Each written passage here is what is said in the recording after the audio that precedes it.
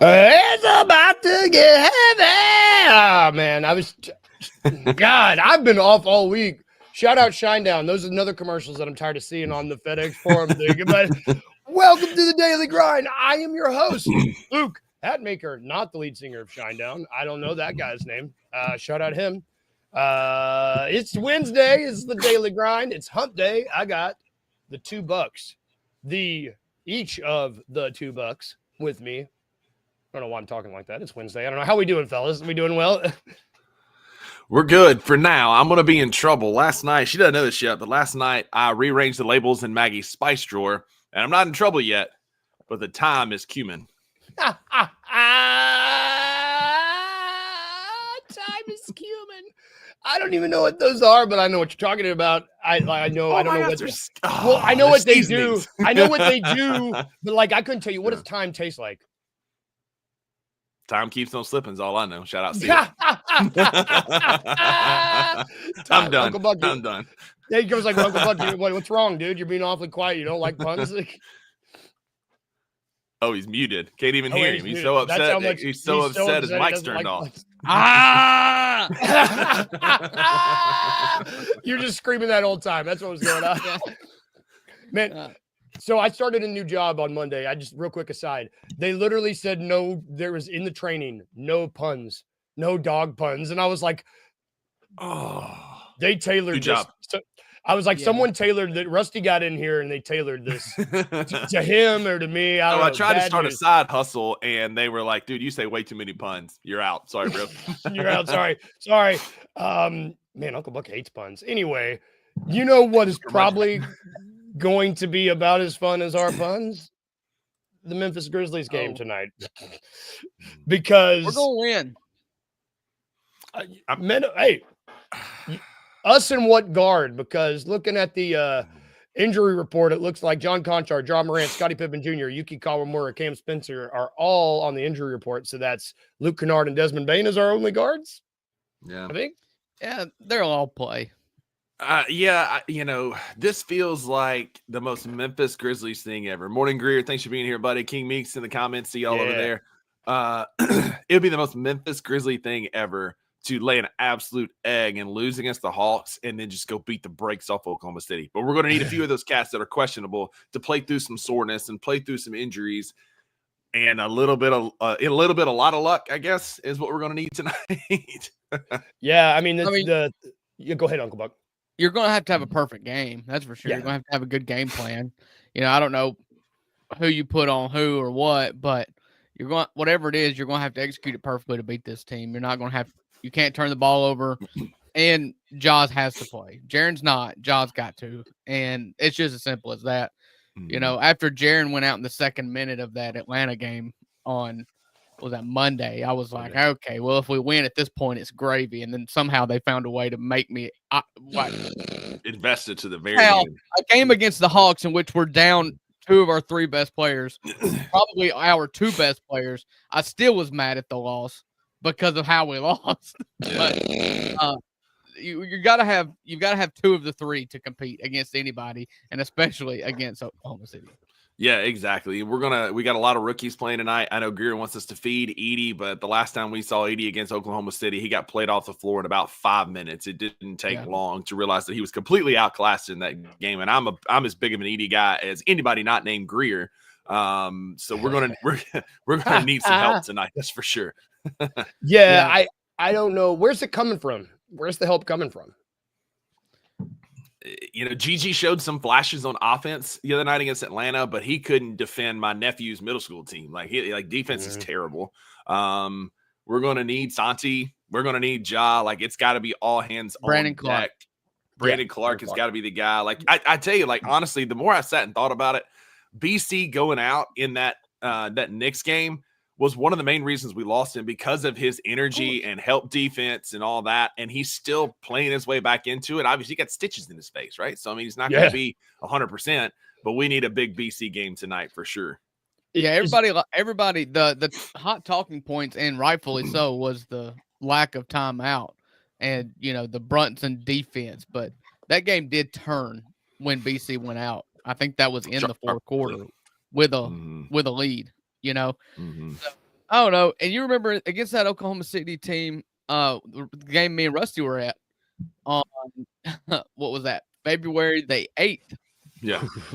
That game either. And so this is the first time we're getting to see Chet as well this year. You add Chet in with Hartenstein, that's just a massive front court. Big old boys. I don't know how you get away without playing Edie big minutes, but he was disgusting. Hartenstein killed him in that game. Yeah.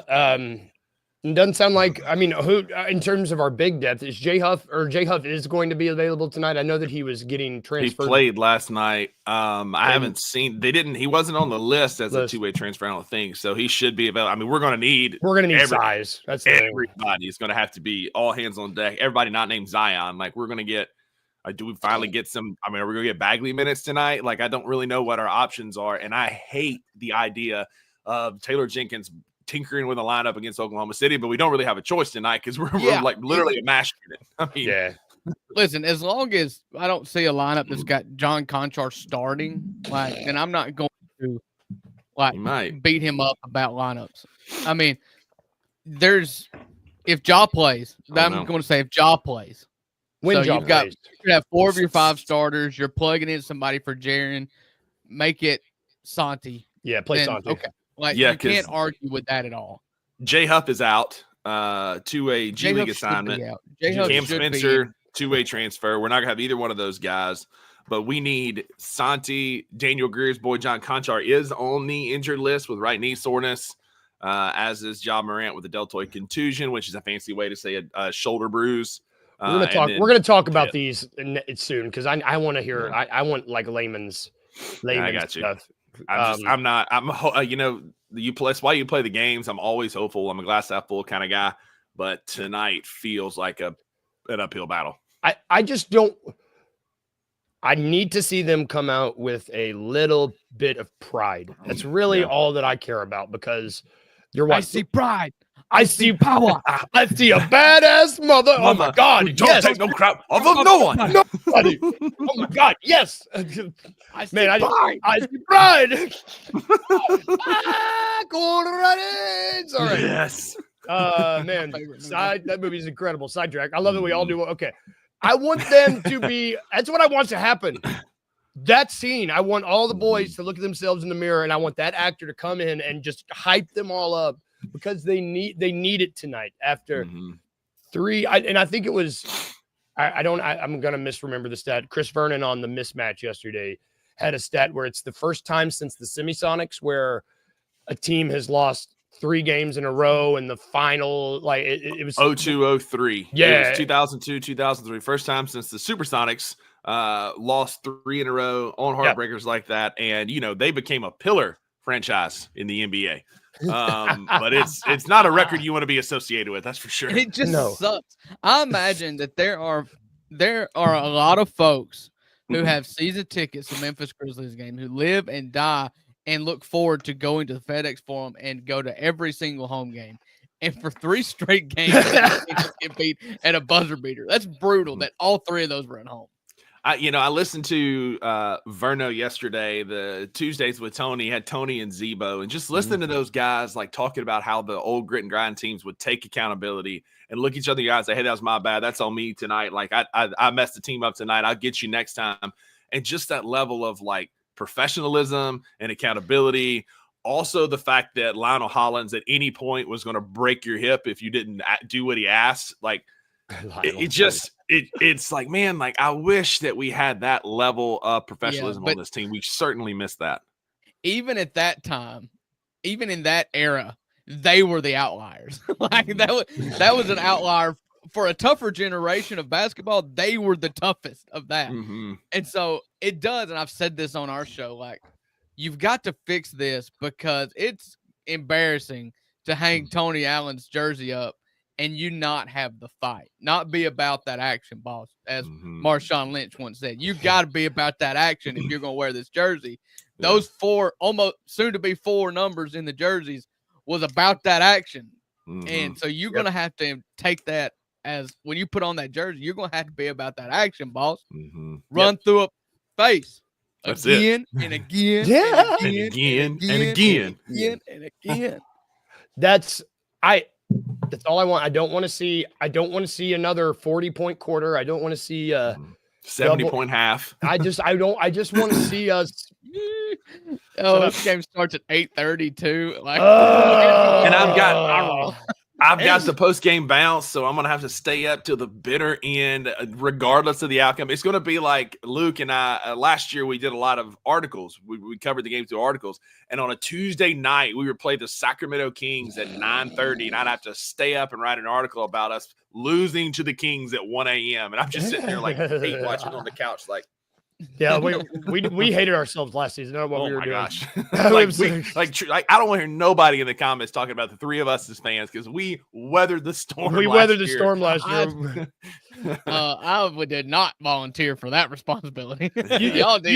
You did at the They beginning said, of "You the want to go to season." video, make it a 5-minute video?" Yeah, I'm in. I'm not 200 Meanwhile, words after a I'm game. sitting at the kitchen table in Martin, Tennessee, at that little rental house, and I was just banging it out. These stupid lost to the 76ers, 111 to 41. Oh, man. If by some last thing on this game, hopefully, God, I hope you have a happy post game bounce.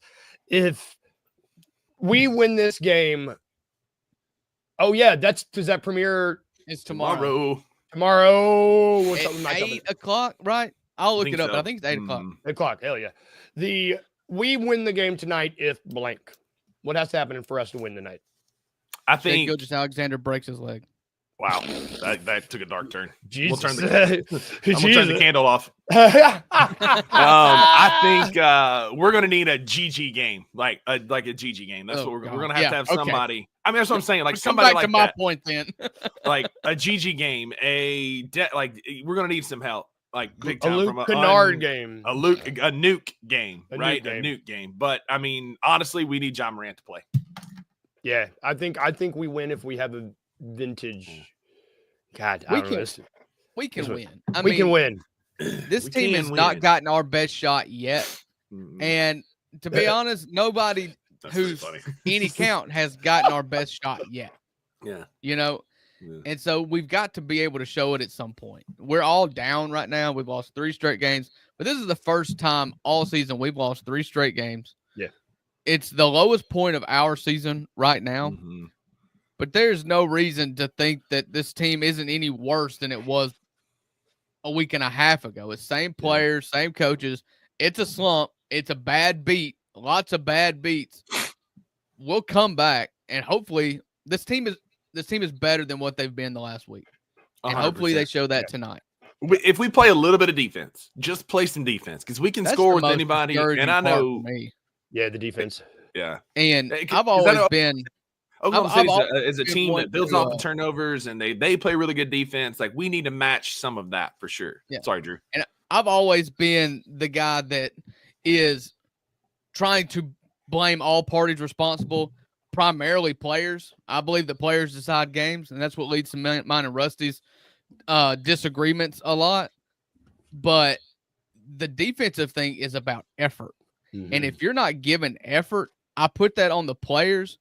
But it also could be a lack of buy-in. I've always said if the reason you would fire Taylor Jenkins is because you lose the locker room.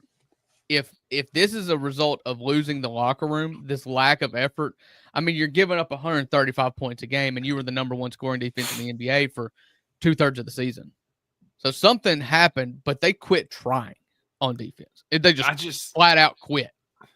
I'm not saying we need like a Lionel Hollins type hard edge kind of guy, but I think also like it's been one of the biggest selling points for Taylor Jenkins. But I also think one of the most damning things about Taylor Jenkins is how much he's loved in the locker room. And I know that's talking out of both sides of my mouth, but if the guy's just a babysitter and one of the boys and like, hey, I saw Sane put this on Twitter, you can stay up late and cuss and eat candy after midnight when you spend the night over here. I'm the cool uncle or whatever, or the cool friend dad, like, there's no discipline in that. And then you see that trickle out in lack of effort and lack of pride and communication on defense. You see that trickle out in the cracks that we're seeing in the foundation. Like, I need Taylor Jenkins to break a clipboard, put a fist through a whiteboard, something Like, get guys' attention. And if he can't do that, like at some point, somebody's got to be the adult in the room. No, I hear that, but I don't care as much because you're making $50 million a year. Have some pride in your own game. Like I mean, at some point we're adults here, and if your mom should not have to go up to you and slap you across the face and say, Rusty, you're 37 years old, act better. Like, no, we're all adults here. Have some pride in your own game. You're also on a team with a head coach whose job is to rally the troops and point people in the right direction. And if you can't do that, get off my basketball team. No, Man. I'm sorry. I don't think that rallying the troops works as much. That's a college football mindset. This is the wildest thing. thing. The rah-rah thing. But that's a college football thing with 18 to 20-year-old dudes. These dudes make more money than their coach, and they will you see coaches get fired every year because they don't get along with players. You do not see players get traded because they don't get along with coaches. This is a different league. It's a different mindset. I was about to throw it up there too. In my life, I've never known a NBA coach or player, NFL coach or player that has a cult-like following like Taylor Jenkins. It's not a cult. There's going to be I wouldn't be surprised if. Can I finish? I wouldn't be surprised if there was a stained glass. There's a stained glass image of Taylor Jenkins in Drew's house or church one day. The way these people follow this guy, it's wild. It's wild. Listen, that's the thing. That's the thing that aggravates me is because I get painted as the Taylor apologist when I criticize him. I just criticize other people as well. And you could make a joke of say I've got a Taylor Jenkins tattoo or a stained glass window or an altar, then fine. But I'm just clearly putting more blame on the players than the coach. Who's going to be the easier one to change? John Morant or Taylor Jenkins? That's a whole other question. That's the point I am making. You made my point. It is more important to have John Morant than Taylor Jenkins. But why can't we criticize Taylor Jenkins and actually get a coach like he can be satisfied with the product and hope to be better? I'm done. I'm done arguing with clowns. There is mediocrity on all sides of that organization. And if you can't acknowledge the mediocrity from the players, then you've got I have numerous times, but it's Taylor Jenkins. Don't make me. The guy has a do not make me the Taylor Jenkins apologist. You're doing that yourself. You're doing that yourself. I brought a second cup of coffee down here just so I could watch you guys do this. Goodness, this is wow. This is not the coffee I started with. I could watch. Sorry, we're not gonna. I'll stop you guys because I could literally watch you guys do this for. I love it. I love it. Let's talk some medical stuff because I don't know. These are probably our two leaders. I mean, Jaron is our leader. I mean, these guys are the dudes that would be standing up, and I would say Tripp is our adult in the locker room, and it sucks that he's out with a grade 2 left ankle sprain. I have that written down second, but I want, what is that? That's not quite Vince had the grade 3, right? Which is pretty bad. Yeah. So grade 1 is just like a stretching of the ligament. Grade 2 is a partial tear. Grade 3 is a full tear, and grade 4 is a full tear with some bone fragmentation. Grade 2, given the fall and the mechanism of injury, that sharp ankle turn, grade 2 is probably best case scenario. Okay. Thankfully, he landed on his right foot a little bit first and then rolled the left ankle, because if he'd have come down fully on that left ankle, we wouldn't see Jaron anymore this year. Possible fracture, it would have been ugly. But a grade 2 is best case scenario, 3 to 6 weeks, kind of a time frame. I wouldn't be surprised if we're a little bit closer to the 3 weeks, just because we're sliding like a fifth grader on the playground. We are in a miserable rut. He's played 59. He's played 59 games. We need 7 more games to be eligible for postseason awards, which we want him eligible for postseason awards so that we can be the highest bidder. It could have been disastrous, but this is about as best case as we can get. Well, there's 20 games left, 21 games left. 20 games left. I think there's 20 and he's got to play in 6 more. Seven more. You got to play in a third of them, basically. So if he misses 3 weeks, that'll leave him about 11 games to get his 7 in. So it'll be tight, but it can certainly be done. If he misses the full 6 weeks, then he'll only have 4 or 5 games left, and he obviously won't be eligible.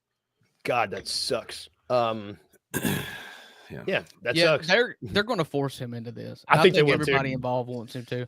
Yeah. And you haven't seen the team yet that starts a player and then benches him, like just to get that number. Just to get that number. That's a good thought. Yeah. But because it's very backwards and dishonest, and I hate it. But I mean, you're doing this to pay a guy more money. Like this isn't like some kind of you're sitting a guy so he doesn't get it, so you don't have to pay money. They are trying to get this dude started. But again, if you just get to 65, he's still got to get the votes from the All NBA guys, and it's a bad timing for the injury because you can't finish strong. Oh, yeah, that's true. And he needed that because him and Evan Mobley have been kind of neck and neck in that DPOI race. And like you said, Drew, it's a positionless team now for the All NBA team, and so he's got a lot of guys that he's competing with for those 15 spots. Yeah, the man, that's so interesting, Drew, thinking about like, I mean, put him on the injury report as questionable, run him out there for start him and then pull him. I mean, it's dishonest and I hate it, like I said, but I mean, he needs to get to that. And you've got to think that it's NBA purists, a lot of them analytics guys that are voting for this, and does that leave a bad taste in their mouth, and they hold it against him anyways. I mean, they already hold it. They still hold fouls against him, and he's barely fouling anymore, so they probably would hold that against him. So. Yeah. I do think he comes back. I think he gets his 65, and I hope he gets like 67. You know, fingers crossed that he's just going to bounce back quicker. You know, but you saw what happened last year with Halliburton, who did the same thing. He had an injury. He rushed back forward to get his 65. He made All NBA, got a max contract, but then he was garbage in the playoffs, and he was. You know, it basically sacrificed his playoff run. Now they had a really easy run because they caught Giannis with an injured Giannis in the first round, and a Knicks team that had played 55 minutes a game every night and started falling apart in the second round. Yeah. So they got to the Eastern Conference Finals anyways, but it was not because of Halliburton. Yeah. Oh man, it's going to be interesting into the season. What is a right deltoid contusion? It's a bruise. It's a bruise. A contusion is a fancy word for bruise. He probably got, you know how like you used to, like when we were in middle school, like you can like lift a knuckle and like punch somebody and like frog their muscle, like it causes a little knot to come up. It's like that. It's like a little knot that comes up in your muscle, whether from a collision, a punch, a door jam, like a lot of things can cause it. I personally, he's been out for soreness for so long. You think it's been this? Like, I think it's more optics. Like he's been out for soreness. He should be over soreness. Oh, let's call it a contusion because we don't have anything else to call. There's nothing structurally wrong. There's nothing wrong with this AC joint. There's nothing wrong with the ligaments. We're going to call it a contusion, and then he'll come back when he comes back. Honestly, that's what I think it is. You think they just named it so people would get off their backs? Quit calling it, because soreness, you think, oh, why is he's been sore for 3 weeks or he's been sore for 2 weeks? Like that doesn't hold water. I do think he probably, right. I do think he has like shoulder pain. Obviously something's going on. So they called it a contusion. So it's like a bucket thing. Like it's just kind of a catch-all. Man, it ain't broke. It must be bruised. Basically rub some dirt on it and play rub some dirt on it and play some basketball. Either way, we need these fellas back. I think that kind of goes without saying. Obviously, let's stop talking about sad things. This turned into a bummer episode. Let's draft some stuff. Because drafting's fun, and it's draft day, not the movie. Draft day, I don't know what dance this is. Draft day, we're gonna draft some things, and I was struggling with this. Spring sucks. I hate spring. Sorry. I have bad allergies, and so spring is like my least favorite time. I'm like, going outside, I'm like, screw this. So I was wondering what to draft, and then we all three enjoy baseball quite a bit. Baseball season's coming up. Ish. When is baseball? Open training camp. The training camp's happening right now. Training camp's now, yeah. College baseball. College baseball's been going. Yeah. So we're in the thick of it, and there's nothing quite like going to a baseball game, sitting down and having some snacks. And honestly, there's not anything. I love stadium food. I just love it. It's all bad for you. I love it. It's all overpriced. I love it. So we're drafting in honor of baseball coming back, in honor of stadiums everywhere. We're drafting game day food, foods. We're only going to do 3 each. Because going last, as I tend to do, it's tough for me to have to come up with 5. I get really angry. So I just don't want to deal with that today. All right, let's go. Where's the hat? Buckets, you're first. Yay, let's go.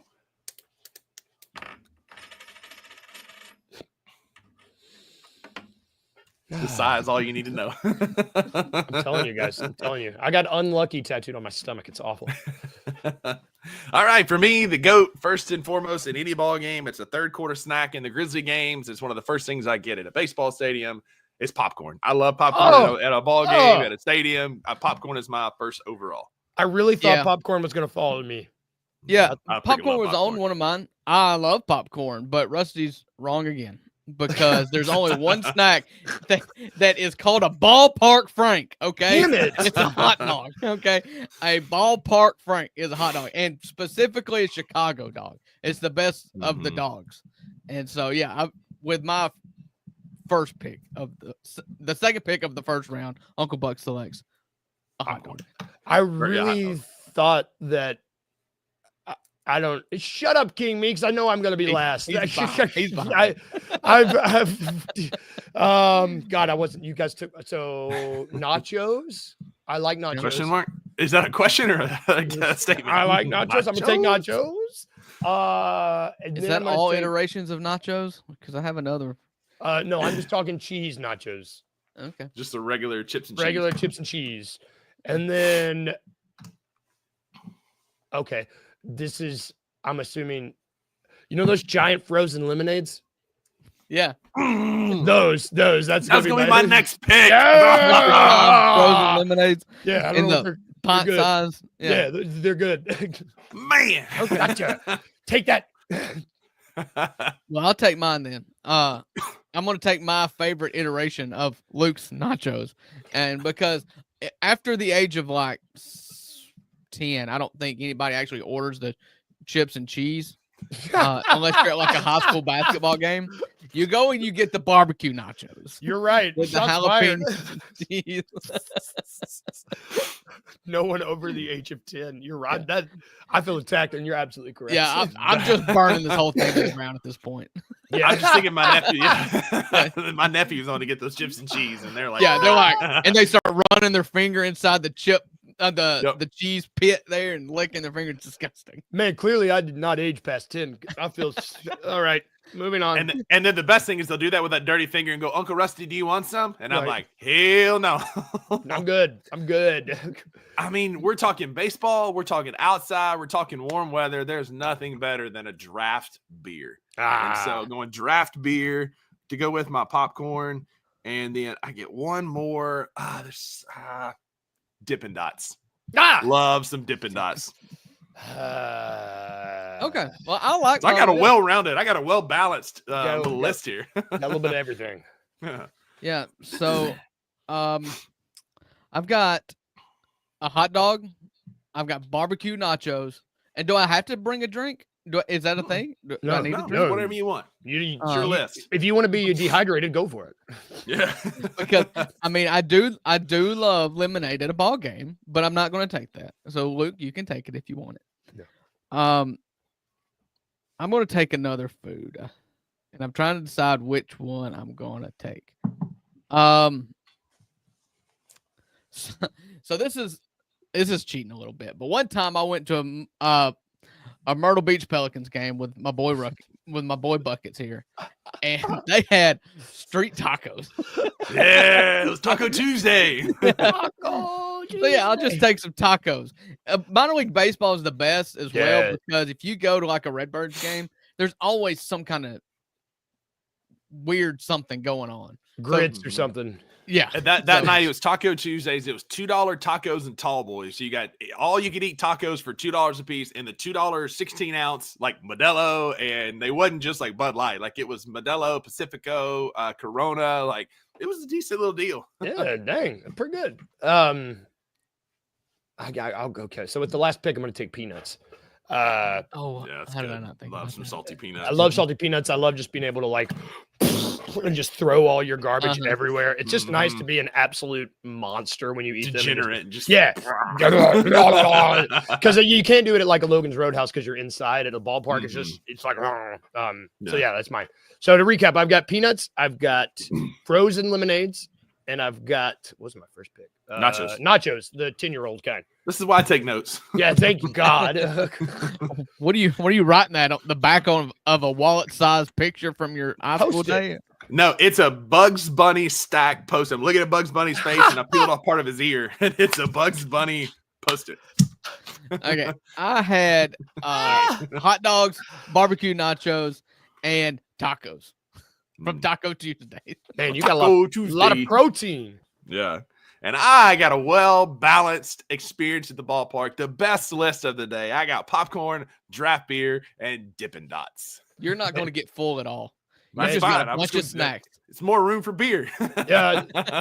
I drafted like a child. It's like it's just like good God. Luke is he got the nachos that you lick the cheese out.